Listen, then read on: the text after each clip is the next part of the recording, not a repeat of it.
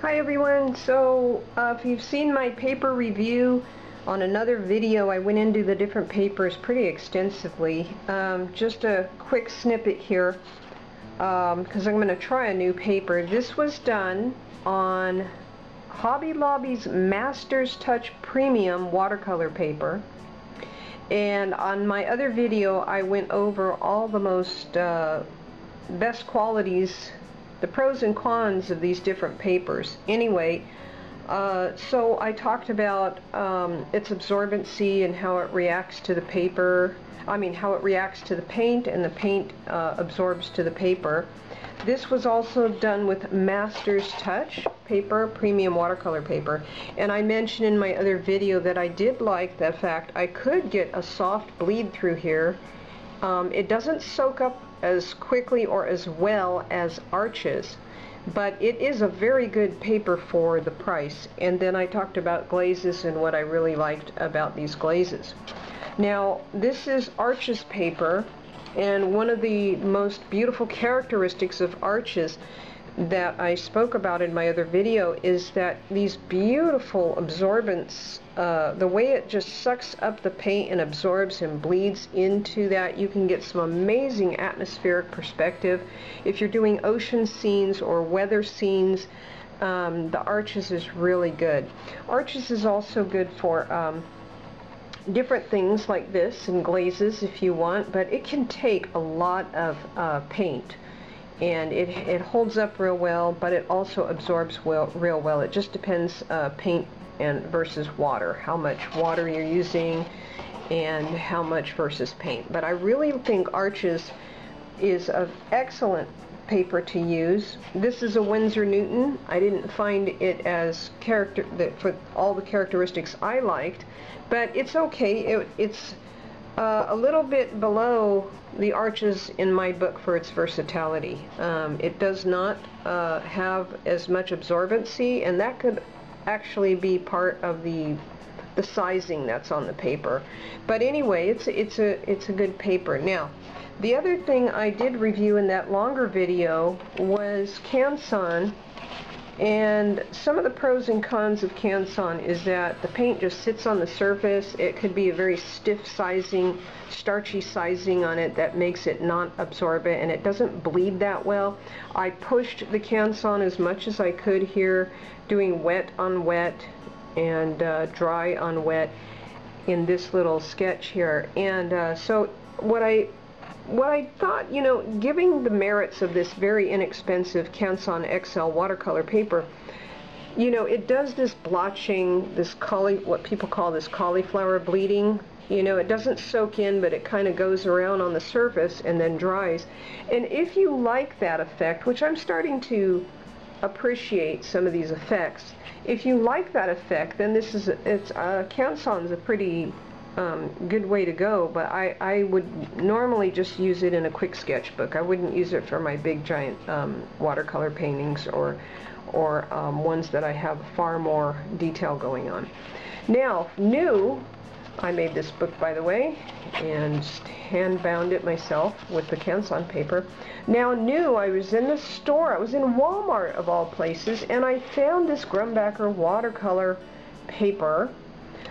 It blew me away because, well, it's coil bound, but look at this coil. It's really cool. The coil, you can actually pull the paper up. It almost reminds me of those disc organizer things where you can pull the paper out. I don't want to tear it. But if I wanted to pull this out, just do it carefully. Anyway, you can see where it comes off. I'll go the other side here. I don't want to tear it. There we go. See how it's popping out now? How that just pops out? And then you can just pop it back in. But you can also just perforate it. It's got a perforated edge here where you can crease it and just pull it out. The paper texture feels really nice. It's sturdy. It feels a lot. It does have a front and back side. There is a definite difference. This is rough and this feels smooth, the back side. So it's almost like you get a cold press on one side and a hot press on the back. So I'm going to give this a try, and we'll see what happens. I'll let you know how it goes.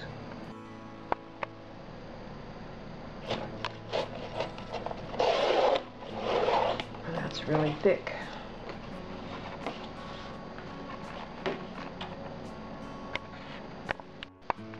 Okay, so I've got my Grumbacher watercolor paper on here. I took the 9x12 and I cut it down in half and pasted it down on the board.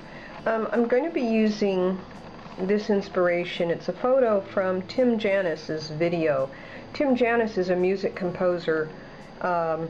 He does phenomenal work, and then he has these beautiful natural wildlife scenes playing while in the background of his videos, which features his music. So anyway, I just picked a nature scene, and this is a paper I've tried for the very first time. It's an inexpensive paper, and I am just going to test it out like I do all my new papers.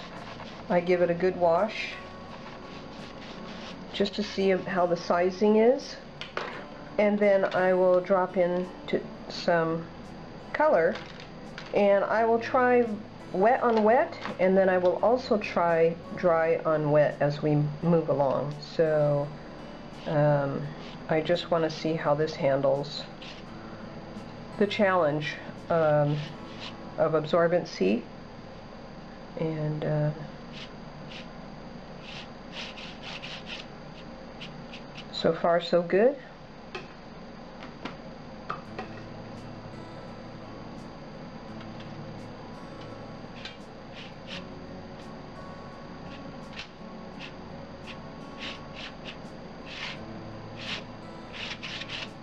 So I'm using my colors. My homemade color is Pthalo blue and iridescent blue from Daniel Schmidt up in here, this wash. And then I'm using a little bit of Hansa yellow right in here with a tad of New Gamboa and Quinacridone red.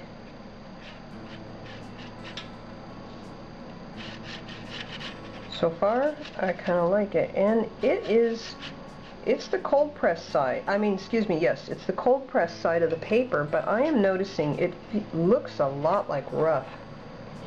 You can't see it from where you're at, and it didn't warp too much, which is good for that kind of saturation. I noticed Canson XL will just bubble up and round up and warp even while it's taped down, but this seems to be doing okay so far.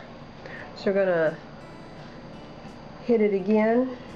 I just want to keep going here and see how much absorbency it can handle.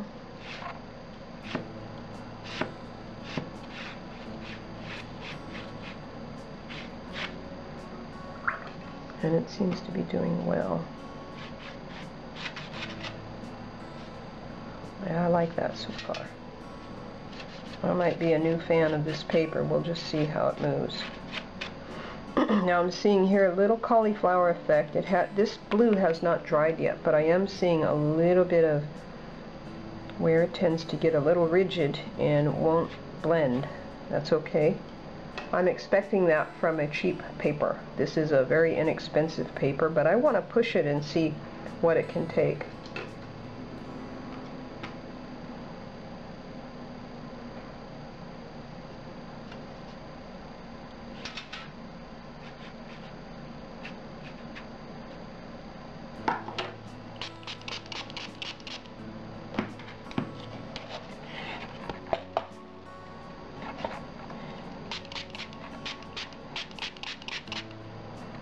Get those to blend.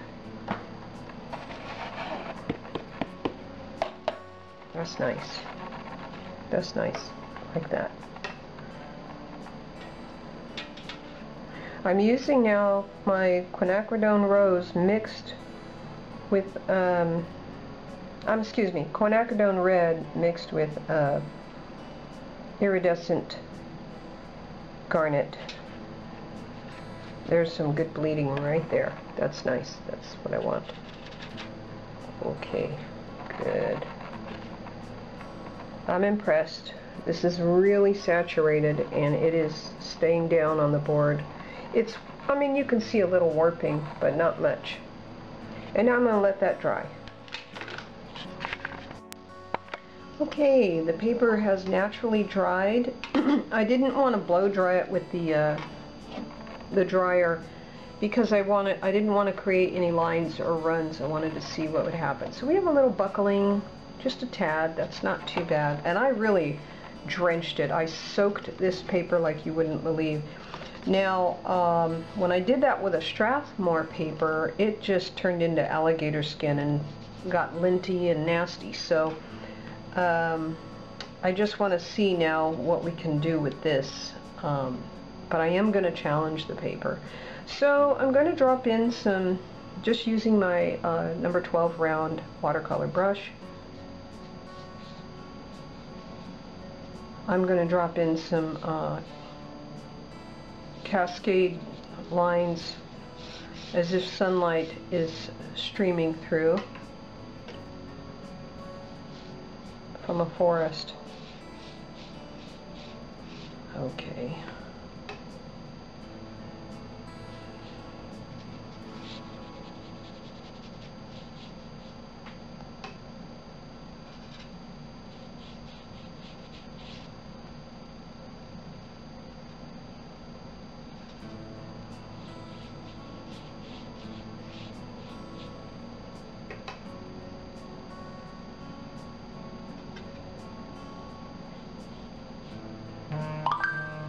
That's my phone.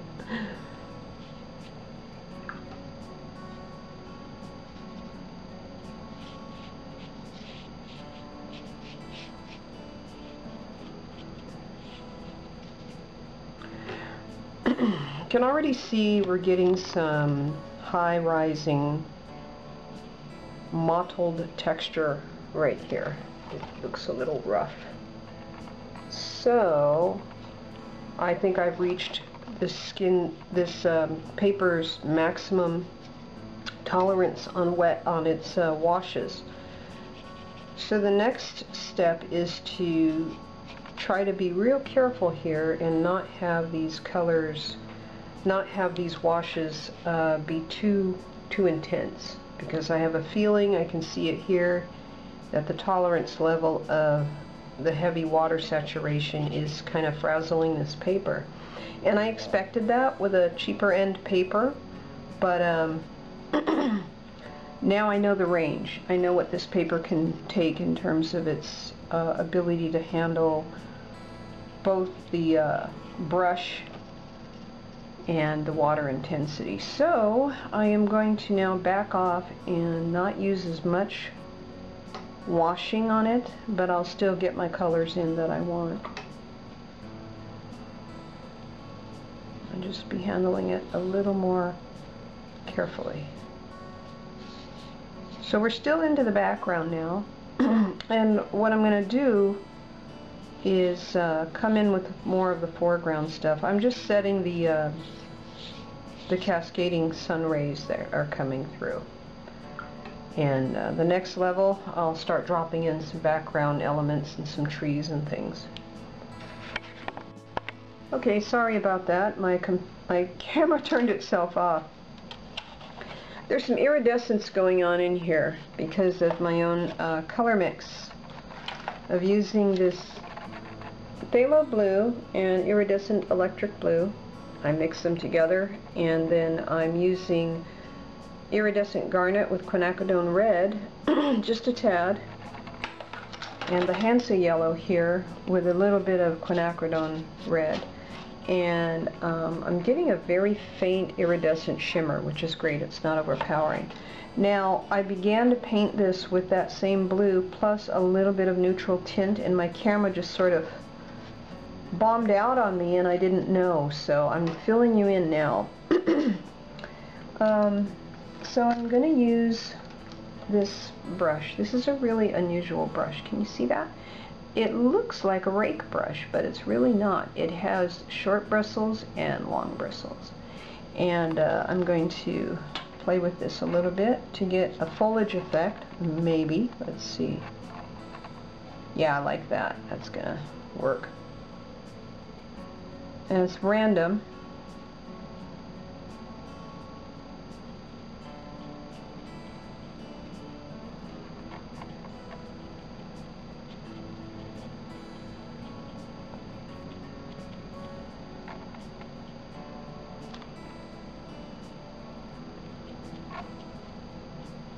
Most of that will be covered up later as we move out and get layers dropped in. And I'm not going to over mix on my palette. I'm going to let these colors blend in with each other on the paper.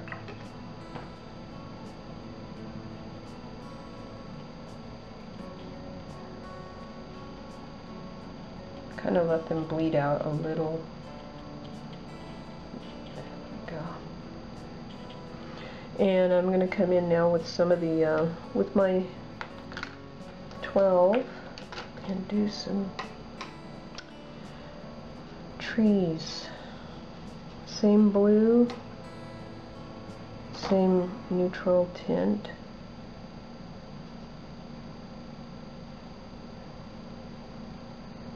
Oops.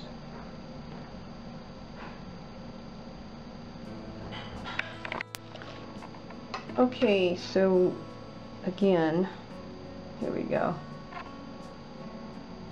Now I'm using my number 4. I was going to use my number 12, but I'm going to do the background trees first. So I want to, let's see, that's going to be there.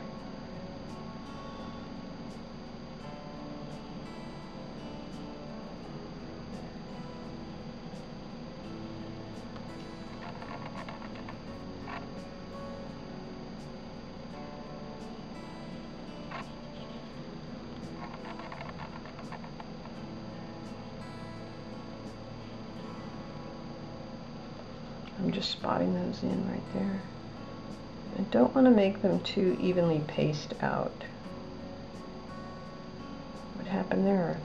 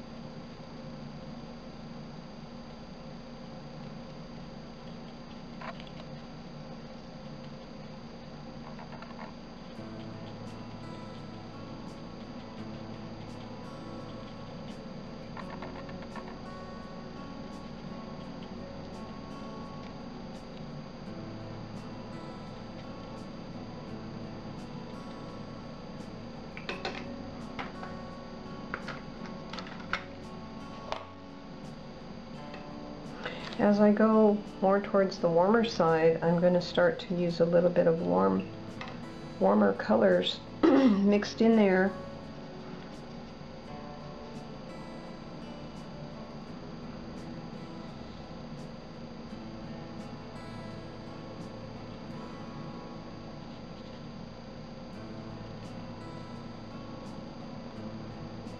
And I'm going to move into my browns. Actually, I'll do it with gold. I'm going to use this Quinacridone gold and a tad of Hansa yellow.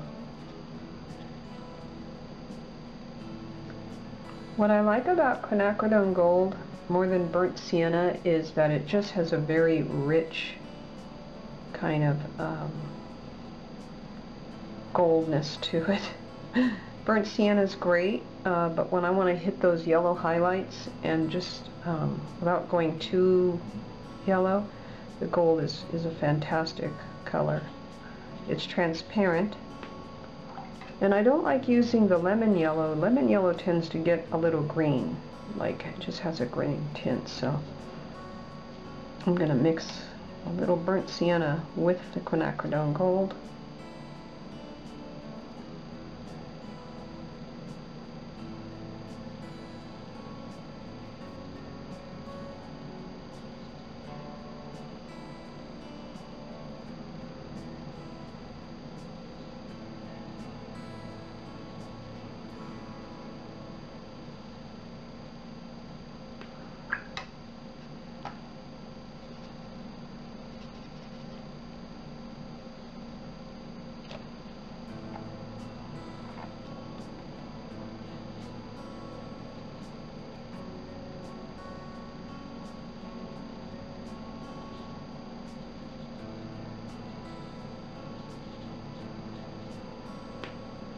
And now I'm just going to tap into that background a little bit with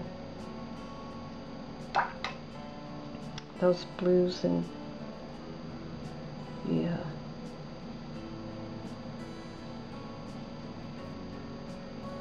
neutral tint.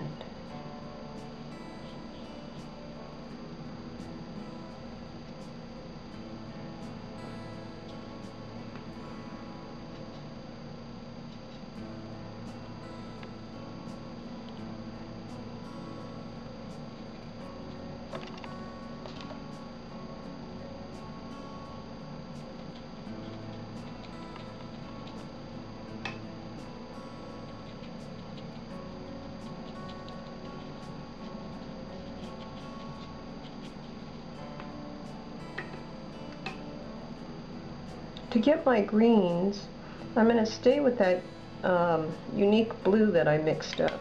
It's the one with the phthalo blue and iridescent electric blue, excuse me, and a tad of Hansa yellow.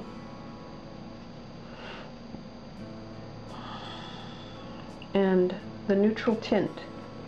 Now neutral tint will take some of that brightness out, and I want that to happen. I want it to be a bit more subdued into that dark area there. If I could just get it to cooperate, just there we go. There we go.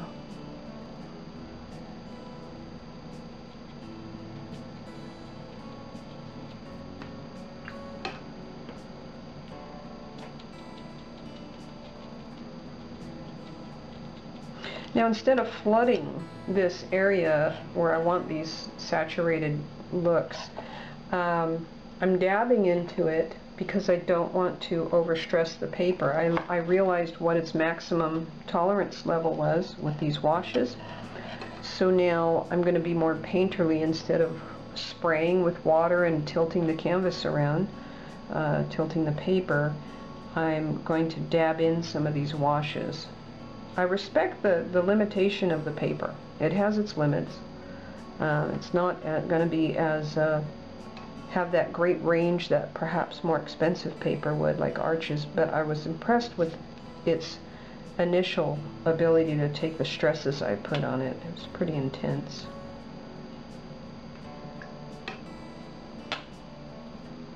So I'm going in a little brighter here where maybe that sunlight hits some of the grasses and it will highlight it.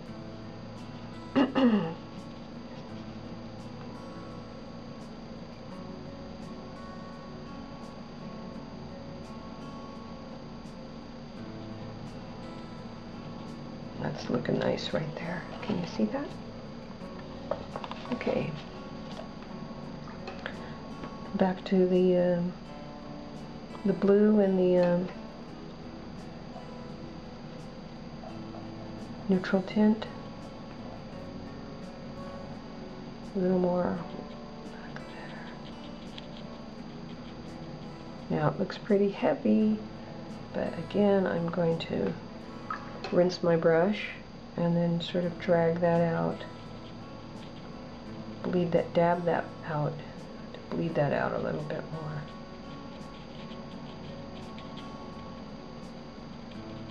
There we go. and then come in with a little darker version, drier.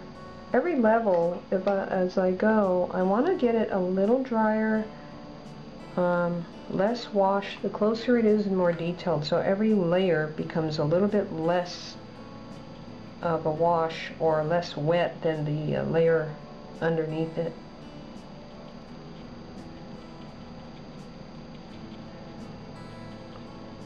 And I want to avoid repetition of the stroke. We don't actually want to be able to identify the brush. We want the brush to be a tool, not stand out. Oh, that's a rake brush. Oh, that. There we go. Okay.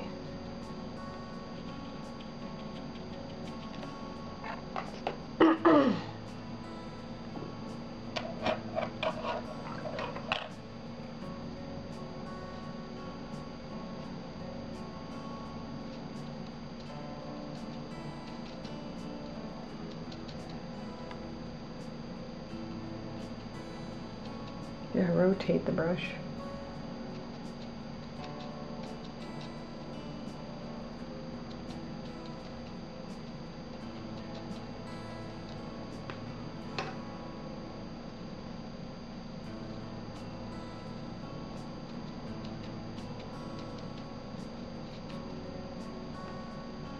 As I get into the shadow area, I want to get the value darker.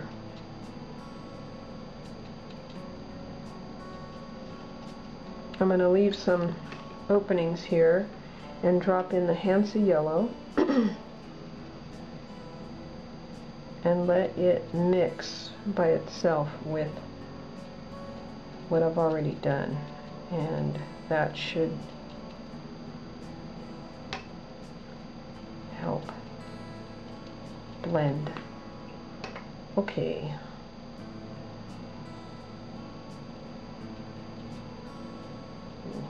That looks good.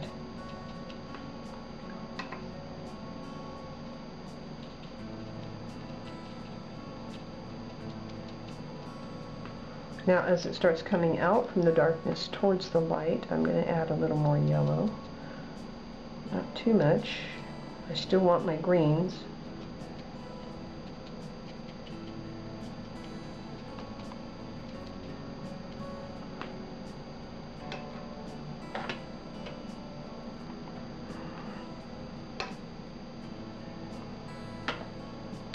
Quinacridone gold, burnt sienna, right here. Some of those leaves are hitting right into the sunlight there.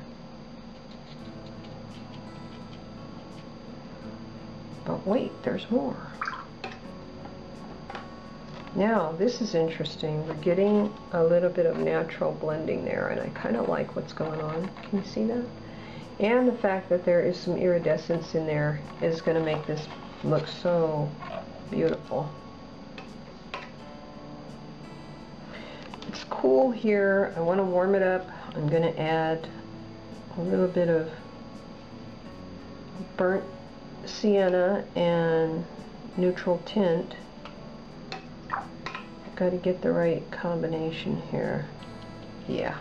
I kind of want to create a burnt umber, but I don't want to go straight to the burnt umber because I don't want this area to go flat. I don't want it to look like it's burnt umber. I want it to blend. There we go. Yeah, that's working. Let's go back to my quinacridone gold and burnt sienna. Okay.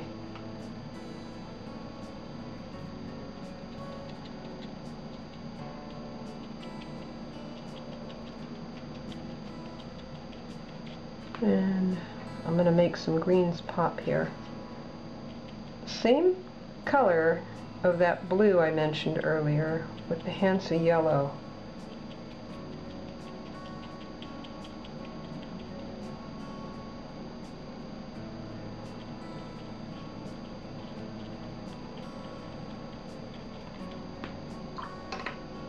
And now as we move into the shadow area, again, neutral tint, that special blue, and a tad of the yellow to make a muted, downplayed green, like almost like an army green. See, and I'm rotating the brush as I go.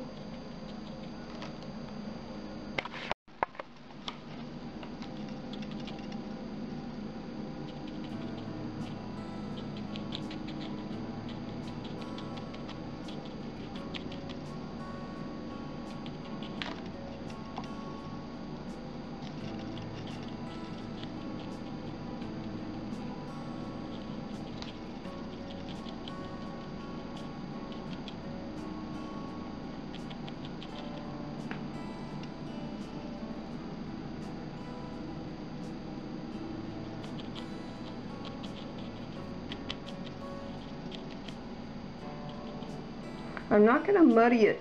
I want that background to breathe through the branches. I want some of that to come through. If I overwork it, it'll just mud. It'll mud up, so I don't want that. Alright. What do I want to do here next? I think I'm going to go into making some of the foreground trees. But before I do that, I am going to drop in some ground here, ground plane.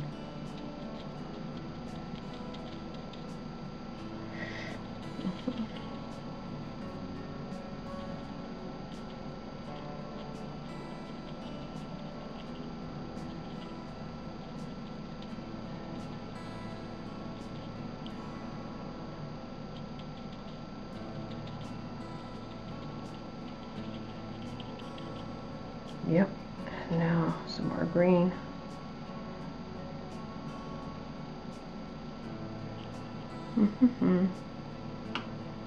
It's too vibrant.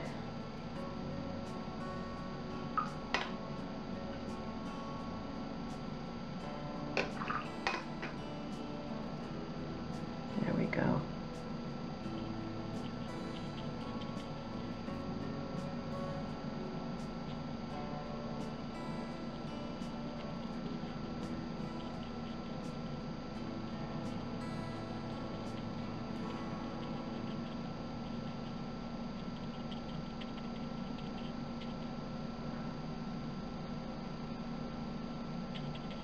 As I go further into the background, I am going to drop in darker colors,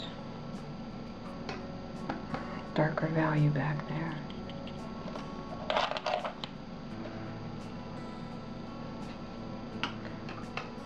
Using that blue and neutral tint, I'm going to come in here.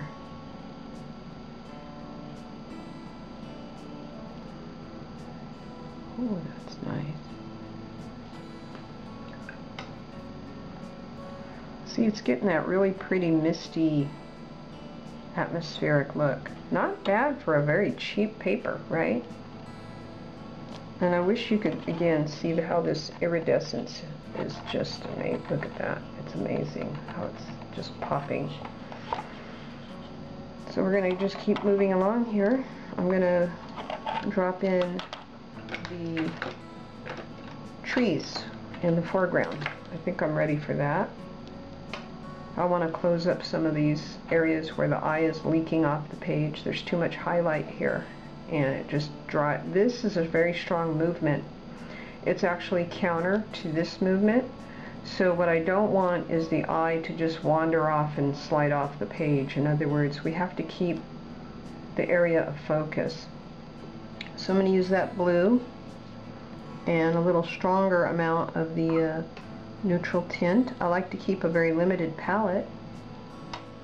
And then a little bit of burnt sienna. Just a tad. Just a tad. Yeah. That's going to be my first layer.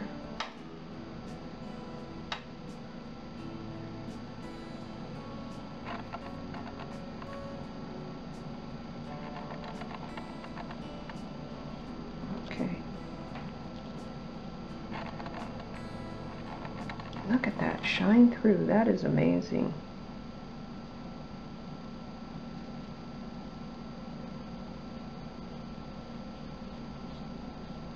I like the way that iridescence is popping between the green too.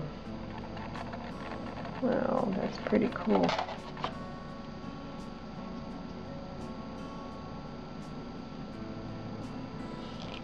Okay.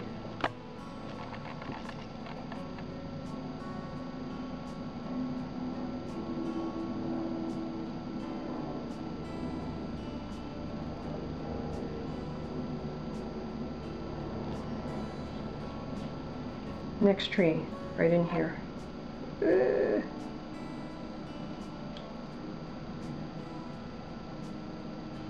Dun dun dun. Once done, it cannot be undone.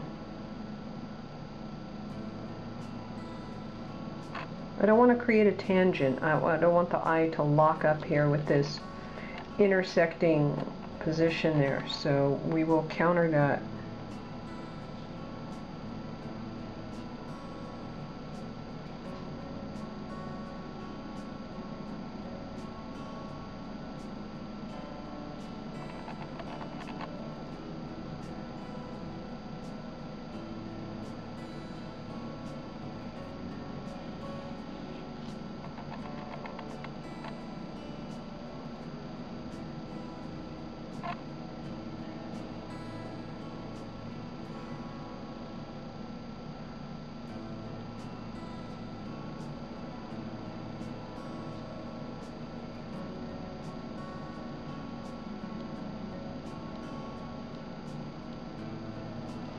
What I'm doing now, you can see through that layer, I'm coming back over with the same color, just intensifying it a little bit.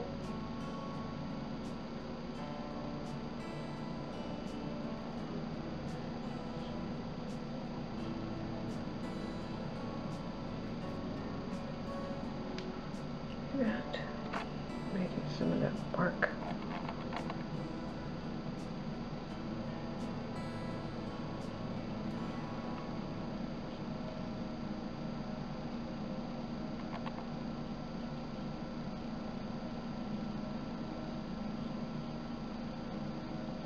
I like leaving a little bit of that green to come through as though there's kind of a moss on the tree. You can see that. Okay, we're not done yet. If I take a little Hansa yellow from that green I made earlier and tap it into the tree here, just hint at it.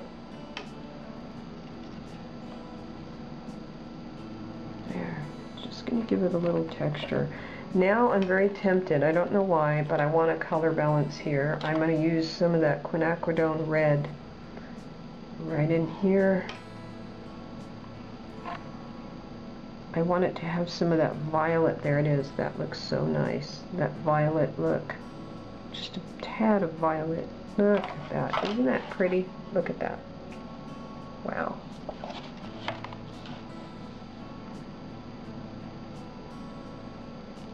Yeah, look at that.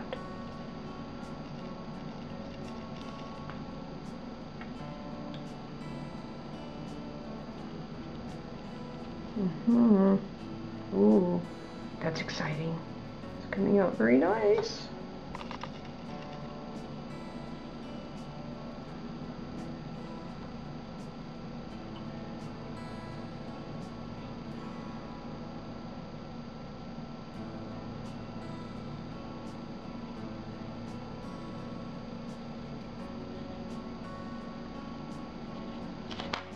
So if you look, you see it's getting this kind of bark effect. I'm going to come back in over this. This needs to be darkened a little bit. It doesn't have to be as dark as this one. It could be in the distance a little. We're getting some of that atmospheric feeling from it. Excuse me. I've got a lot of dust over here. There's people mowing lawns outside. Okay.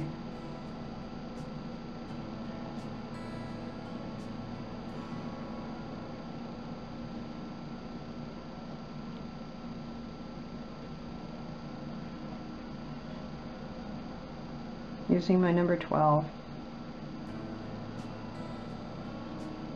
Just dragging that around. Look at that. Oh, this is fun. This is fun. This is a really fun piece for me. It's discovering the capability of this really inexpensive watercolor paper. I'm jazzed. That's really cool. It's exciting. It's too vibrant through here now, so I'm going to take some of that vibrancy out. There we go. As it goes into the forest area, we want to dim that down. I'm just dragging some of that previous mix with that neutral tint and the blue.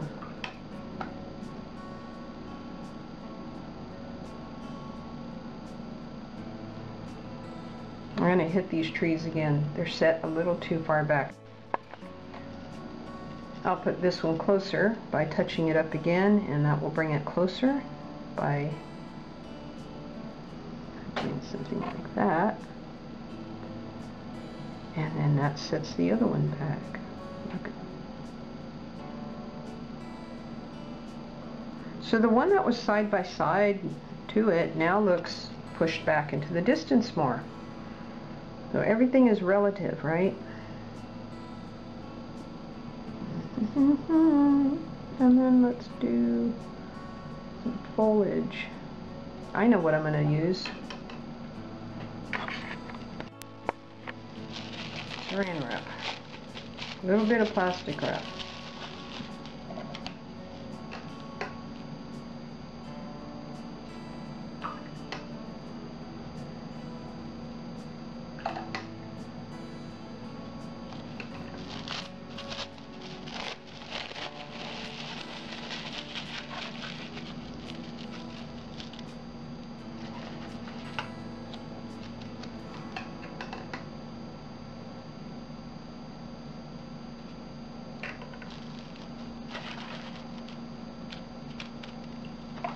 Yep.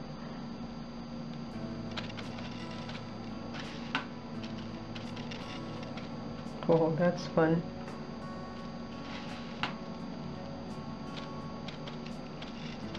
Look at that. That is great. I love it. And I'm going to blend it with the brush in a bit. But I want it to be like that, speckled for now. Put some over there.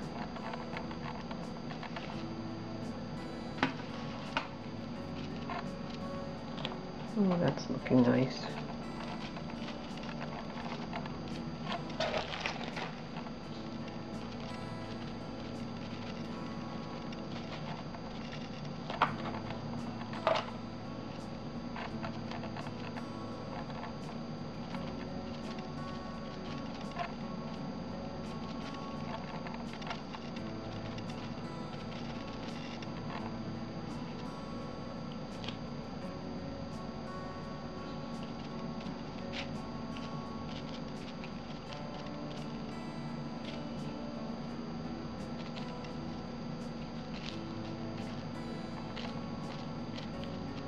Okay, quickly now, before it dries, I'm taking my number 4 round, and I am going to gently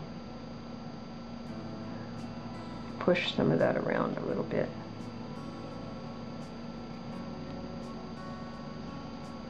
Not too much.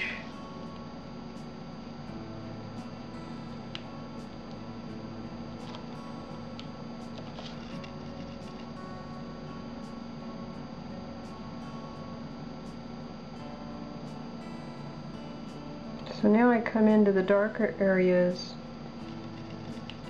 of the background and I'm just going to let some of that bark look highlighted as the light cuts through. Yeah, there we go. Now I'm going to come in here with the blue and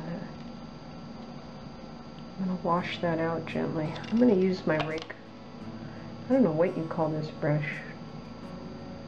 It's It's not a rake, but it's kind of like a rake. Just keep playing with that, muting down the brightness of that pink spot. The whole idea here is to get the composition, not to have your eye get stuck in one area, but rather to flow through the composition. And sometimes if some areas are too color intense or value intense and too much of a contrast, you can get locked into an area and not know why you're so uncomfortable with that.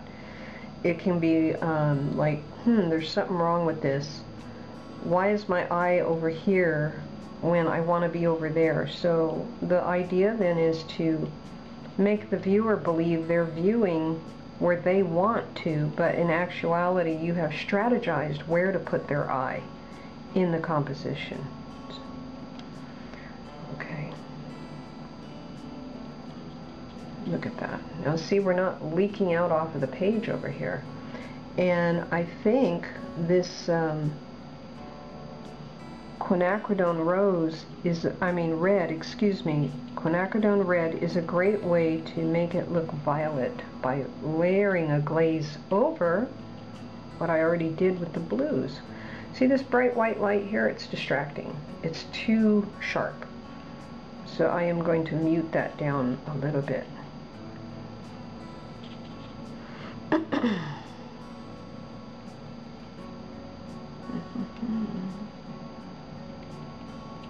There we go. Boy, that feels so much better.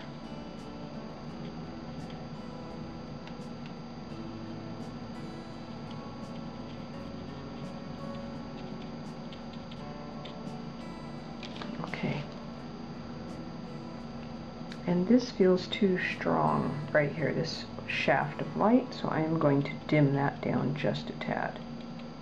The further the light is in this particular idea composition, the dimmer it should be, because we actually don't want to move too far into the background and get caught back there. So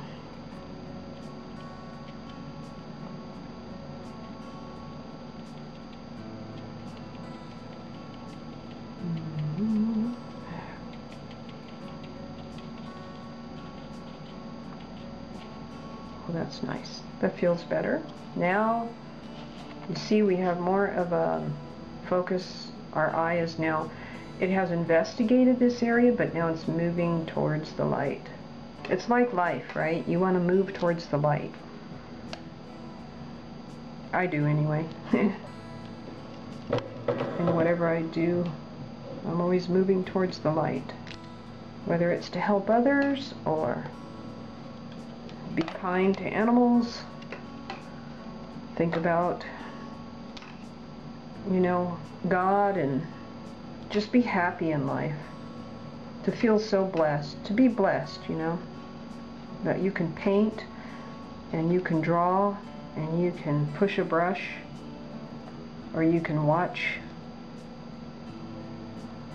Just appreciate everything.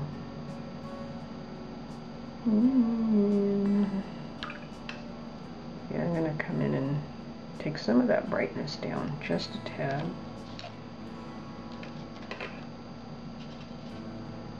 I'm going to use that Quinacridone rose and a little tad of burnt sienna.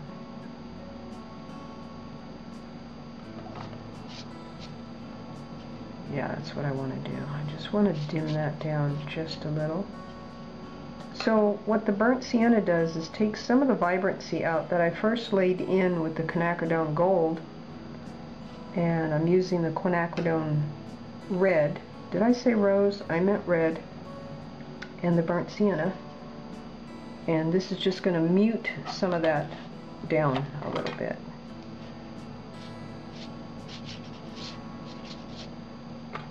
Bigger brush, please.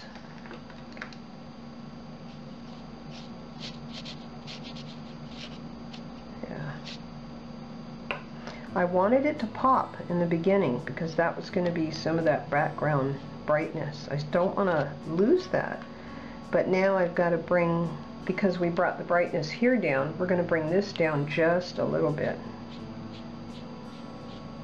just a little. Oops, that's too red.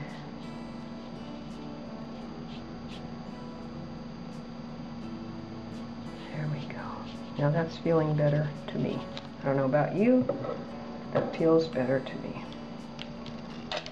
Coming in to do some of the foliage, I'm going to hit it with some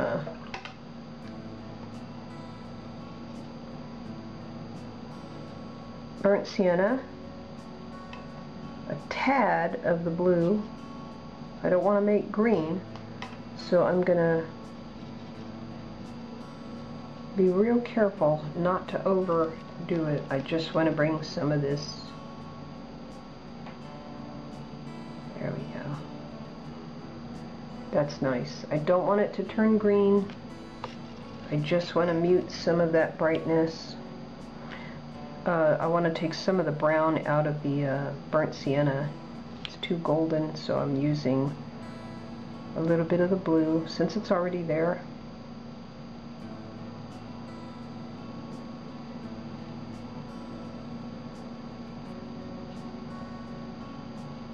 Got to be careful about twinning, where you have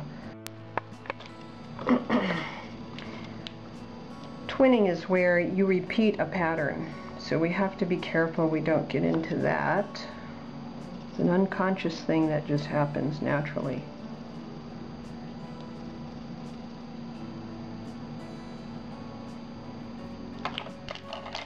Okay, I'm going to use my little saran wrap with a little burnt sienna and a tad of that blue that I told you about earlier, and just a little bit of the gold. I don't want to make it too dull. Okay, that'll work. That's looking good.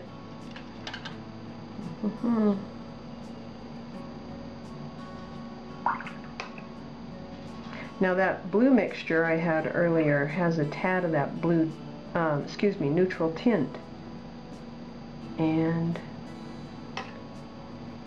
so it's just muting it just a little, taking the bright, I want to take that brightness off.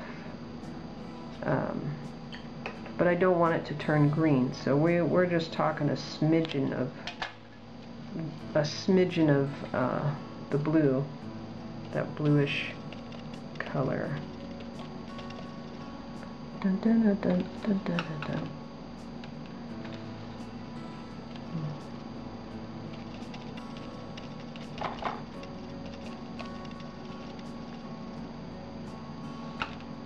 Okay.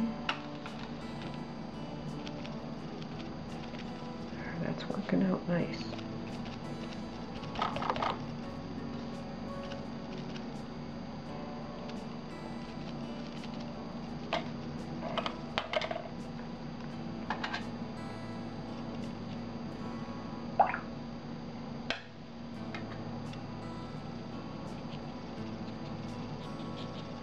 Okay, I'm going to I want some foliage up here. I don't want to make this look like a line. So we've got to lose some of that straightness here.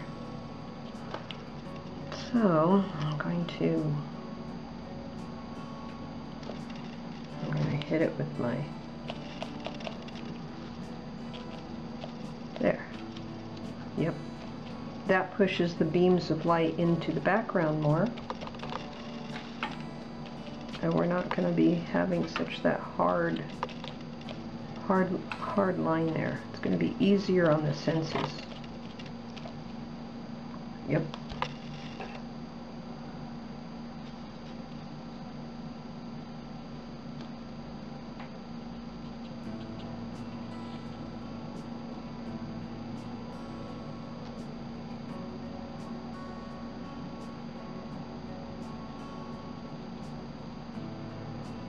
Now what do you do in here, right?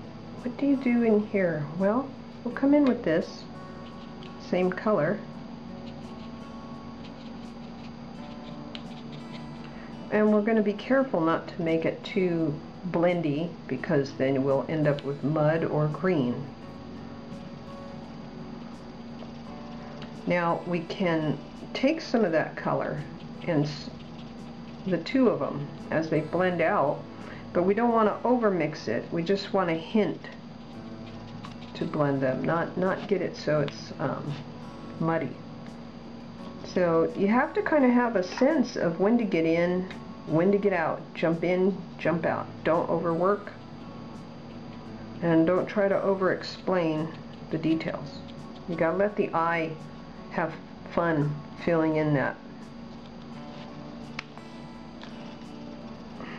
This is too straight for my taste, so I am going to take some of that out. And the best way to do it for me is to use that raw burnt sienna,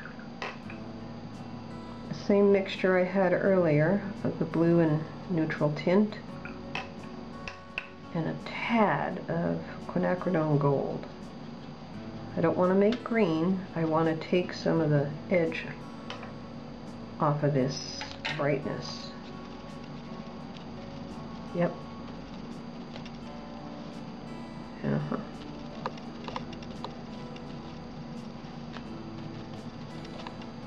That's nice. Okay.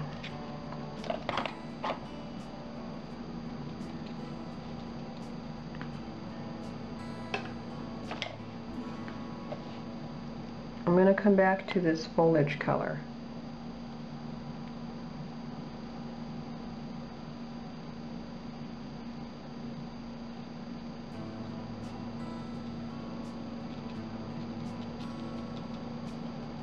Oh, that's pretty.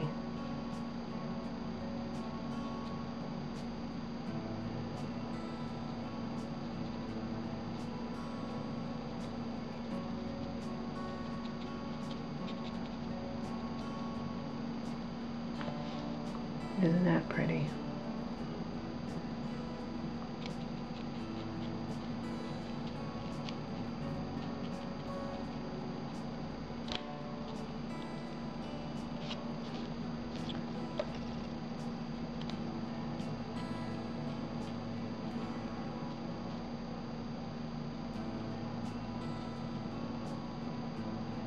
Boy, that's nice. Look what happened here. I'm getting another color coming through here, like a foreground shrub that's maybe a little lighter. That'll work. I'm going to let that firm up, and I'm going to work this area. It's too bright. I'm going to bring it down with some greens. I don't want composition leakage. I don't want the things to be leaking off of the page where the eye goes random here and there. Can't enjoy the flow. That is nice. I like this better. Now if I had to lift, let's say I wanted to lift out a tad here. Transition might be too strong. I'm going to test this paper for the first time to see how it lifts. So I have a scrubber brush. This is a short bristle flat, and this one is actually too hard for this paper. It might just tear it, but it's what I got handy. I'm just gonna come in and there we go. Just take some of that out. There. That's feeling better to me. We're almost done. I think I'm gonna do something here. There's just this white. It's not that white, but it needs some foliage. Some foliage. So I take my saran wrap, plastic wrap, mix up some more color. We're heading for the golds.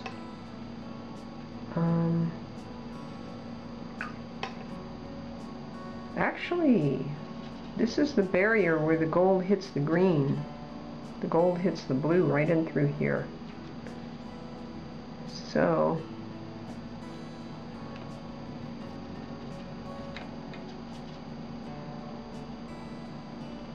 Yeah, that's gonna work. Mm-hmm.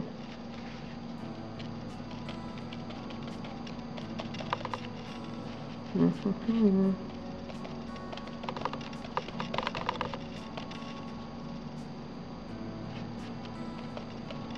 Going more blue, it's too pale.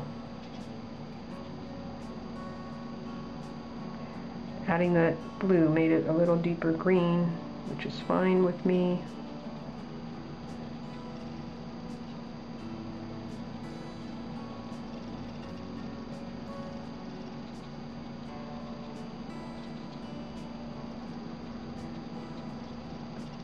That's a good transition right there, don't you think?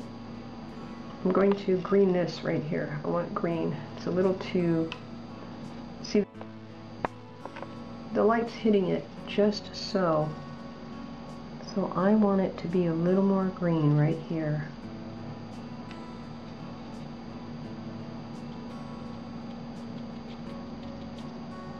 Yeah, that'll do it. Just gonna push that into the light just a little bit.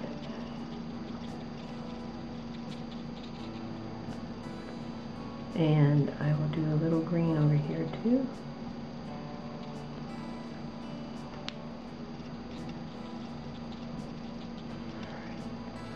Well, that's coming along. I kind of like it. I'm going to hit some yellow in here to make it green, make that green pop just a little where that light is just hitting it just right.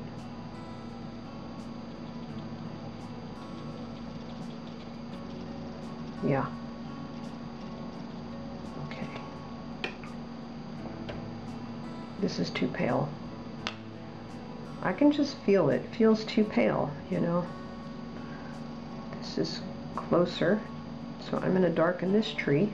So now I'm just detailing, right? Coming into the foreground a little bit and coming into the background and filling in the blanks where some of this detail needs to be. And I think I'm going to add another foreground tree because it just needs it. Yeah, I will. Let's do this. Let's get some blue on here first.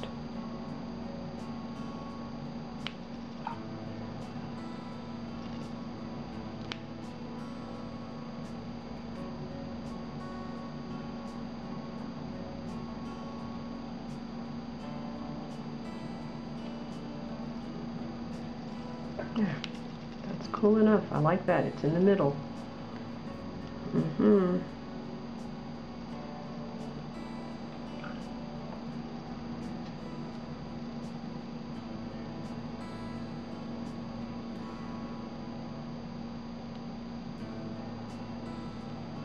And I'm going to push this a little bit more. Oops. Yeah, that's starting to feel right.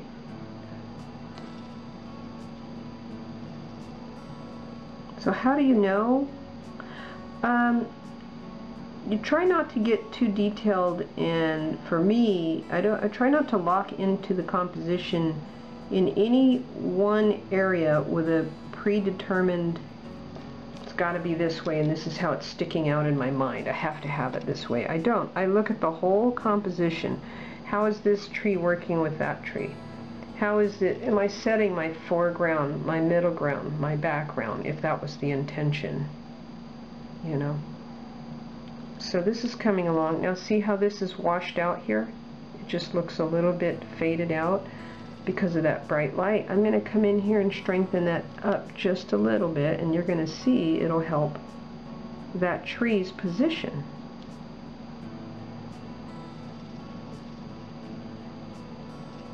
Look at that.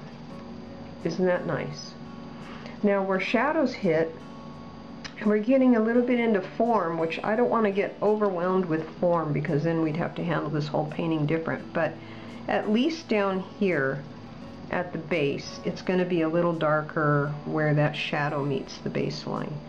And there. I just want to hint at that. I don't want to overwork it, but I want those there. Did you see that? How those trees now, they feel grounded? they were floating before, and then as soon as I hit that base with the shadow line, they felt positioned, which works really nice here for that. Now I'm going to put another tree in the foreground, and what I'll do is I'll take my brush maybe and see, do I want to do that? Is it going to be too big? Is it going to help? Maybe something right about here. I don't want the eye to get locked in any place. Right now I like this, but if I feel the eye is leaking off of the page, I can bring it back with maybe something here in the foreground, like this tree. That might work this way. Now notice this brings the eye up because it's in align with that. It brings the eye upward like a train track, right? It's leading. And if I turn it this way, now it confines the eye, it moves the eye over because we have these lines here supporting that vertical structure. So it's aligning everything. But if I slightly turn it this way, it's making the suggestion to the eye to come hither and stay right about. Well, you can explore the whole thing, but you're not going to get caught in any one area.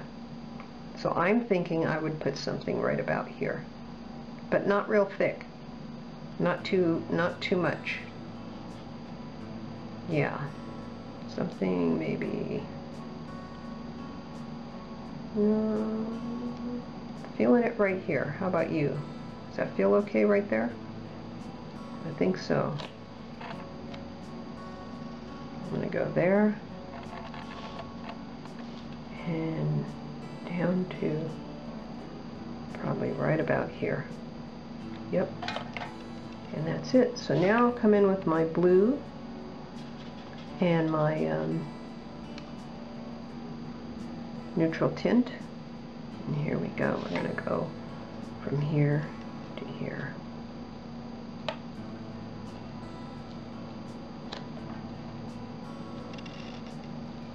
And I don't think I want to make it straight. I kind of want to bow it a little bit.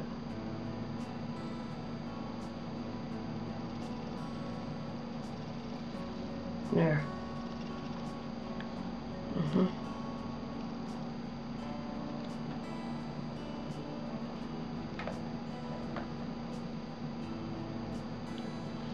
Oh, that worked.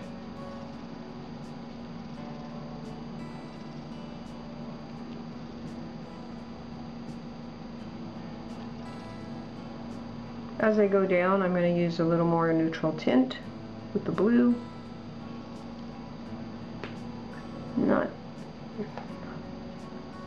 I want it to blend itself here.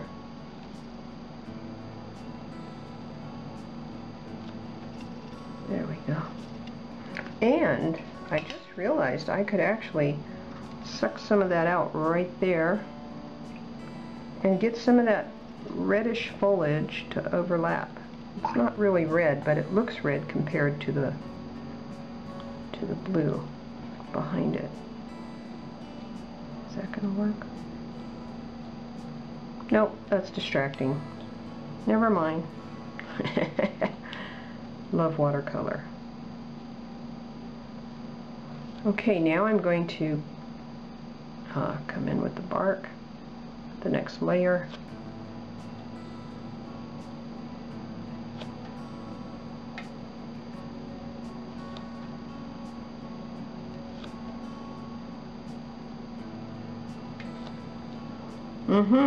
I think it's working. We need another branch.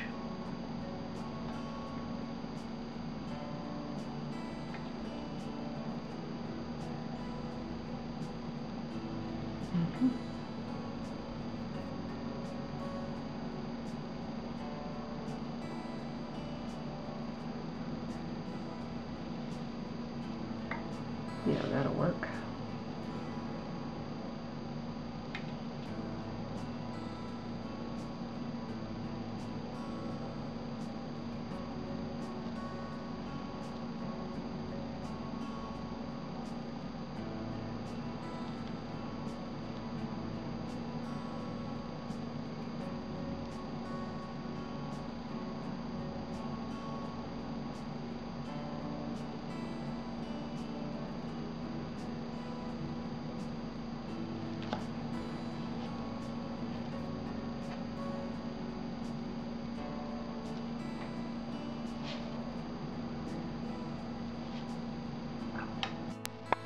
Okay, it's pretty much done. The only thing I'm going to do is hit it with a tad of highlight. So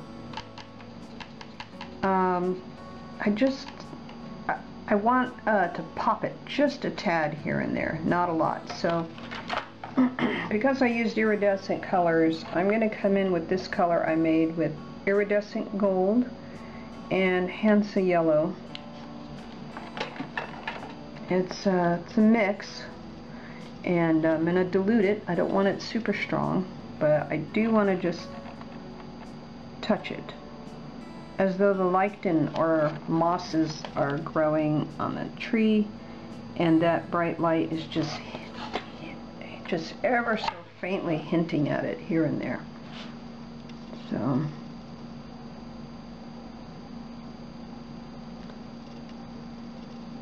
it's not a lot, just a tad.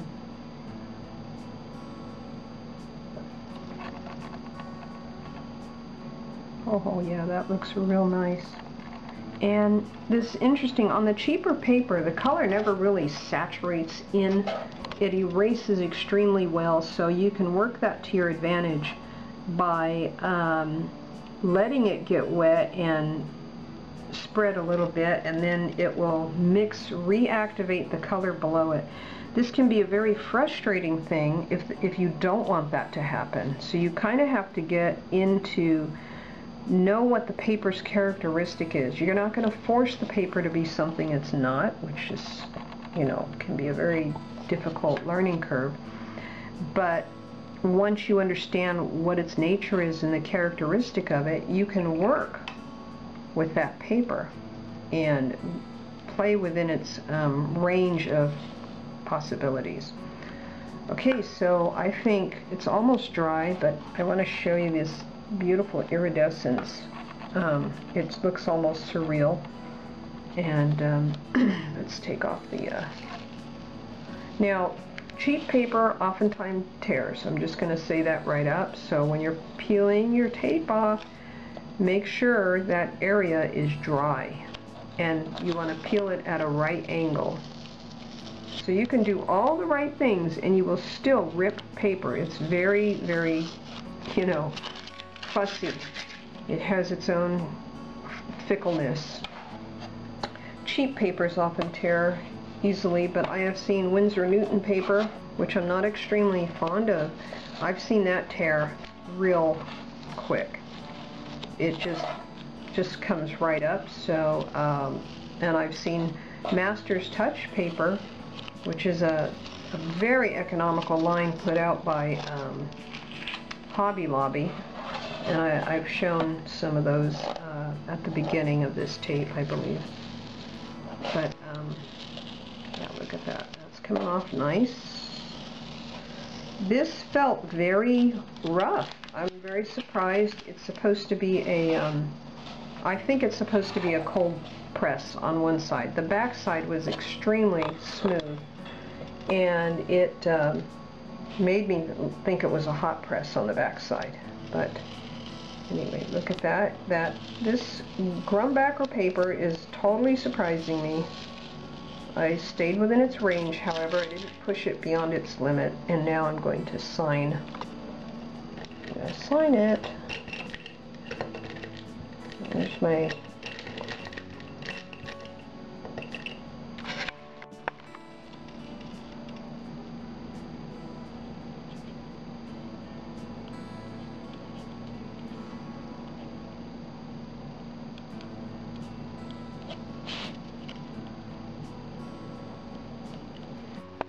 So I'm outside here. I just had to show you some of the beautiful reflection of gold and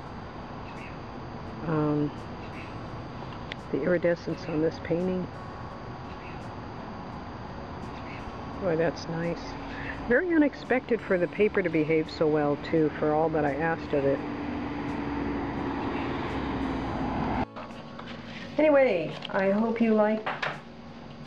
It's this Grumbacher watercolor, let's get the camera up, watercolor paper. I got this at Walmart. Anyway, there it is. I hope you had fun. Please come back and join me again, and we'll we'll do something else. Have fun. Take care. Thanks for joining me. Bye-bye.